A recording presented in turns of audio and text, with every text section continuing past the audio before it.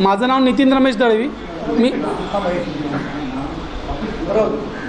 नमस्कार, माझं नाव नितीन रमेश दळवी. मी शिक्षण हक्क कार्यकर्ता आहे. आजची जी प्रेस कॉन्फरन्स होती ती याच्यावर होती की मुंबई महानगरपालिकेच्या हद्दीमध्ये त्यांच्या अंतर्गत येणाऱ्या 218 शाळा ह्या RTEच्या मान्यतेशिवाय चालू होत्या. या 218 शाळा यांचा पाठपुरावा केल्यावरती, बालहक्क आयोगाने आदेश दिल्यावरती, सरकारबरोबर 2 वर्ष पाठपुरावा केल्यावर मागच्या वर्षी या शाळांना मान्यता देण्यात आली. म्हणजे द्यावी लागली, भाग पडला आम्ही त्यांना घ्यायला. तर त्याचप्रमाणे 1.5 वर्ष झाली की महाराष्ट्रामध्ये अशा किती शाळा चालू आहेत.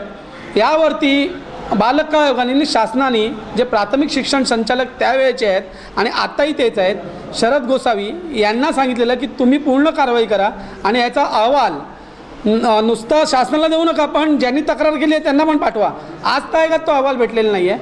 म्हणून माझी क्लिअर कट मागणी आहे की आता तुम्ही शरद गोसावी, जे आता प्राथमिक शिक्षण संचालक आहे, यांच्यावर ठपका ठेवा आणि त्यांना ताबडतोब निलंबित करा.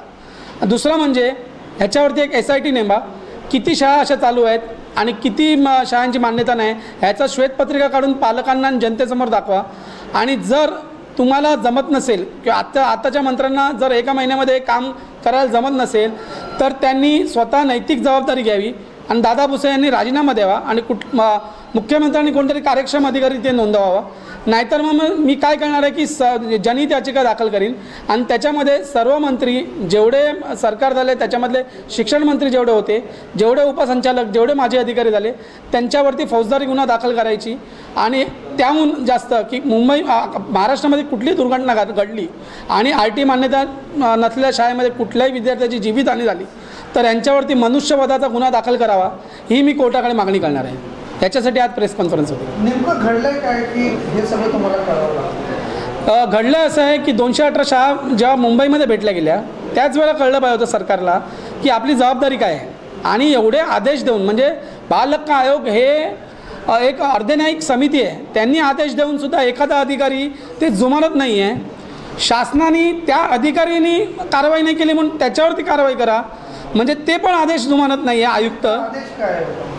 आयुक्तांना म्हणजे महाराष्ट्र बालहक्क आयोगाने आदेश दिलेले प्राथमिक शिक्षण संचालकाला की 5 उपसंचालक कार्यालय आहेत महाराष्ट्रामध्ये, 34 जिल्हा परिषद आहेत आणि 28 महानगरपालिका आहेत.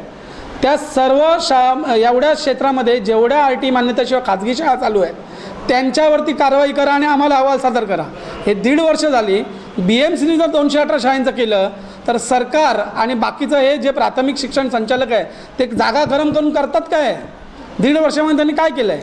त्यांनी नेमकं काय करायला हवं होतं? त्यांनी पूर्ण सगळ्या, जसं मुंबई महानगरपालिकेने 218 शाळेची करून घेतली, त्यांनी जिल्हानिहाय, उपसंचालक ऑफिसनिहाय आणि शिक्षण अधिकारी कार्यालयाने सगळ्यांचा डेटा घेऊन जेवढ्या शाळा RTE मान्यतेशिवाय चालत आहेत त्यांना पहिली नोटीस द्यायला पाहिजे होती. त्यांच्याकडनं दिवसाला 1 लाख रुपये आणि 10,000 रुपये दंड वसूल करायला पाहिजे होता, पण ते त्यांनी केलेलं नाही आहे.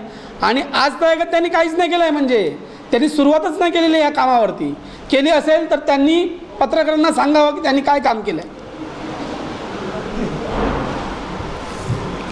हे सर्व पुरावे आहेत, म्हणजे हे फक्त मुख्य पुरावे आहेत. जवळजवळ 300-400 कोणाची याचिका होणार आहे आणि याच्यावरती मी एवढं फॉलोअप करून जवळजवळ सगळ्या वृत्तपत्रांनी छापलेली आहे बातमी आणि जवळजवळ 1.5 वर्ष याच्यावरती बातम्या चालतात, पण कोणी अजून कशावरती कारवाई केलेली नाही आहे. म्हणून माझी मागणी आहे की आता जे प्राथमिक संचालक यांच्यावर जबाबदारी ठेवून त्यांना त्वरित तुम्ही निलंबित करा. 1 महिन्याच्या आत समिती स्थापन करून जेवढ्या शाळा आहेत तेवढं जाहीर करा. ज्या शाळांकडे मान्यता नाही त्यांच्यावरती कारवाई करा आणि जमत नसेल तर 1 महिन्यामध्ये दादा भुसे यांनी राजीनामा द्या. एक कार्यक्षम मंत्री तिथे बसवा. थँक्यू.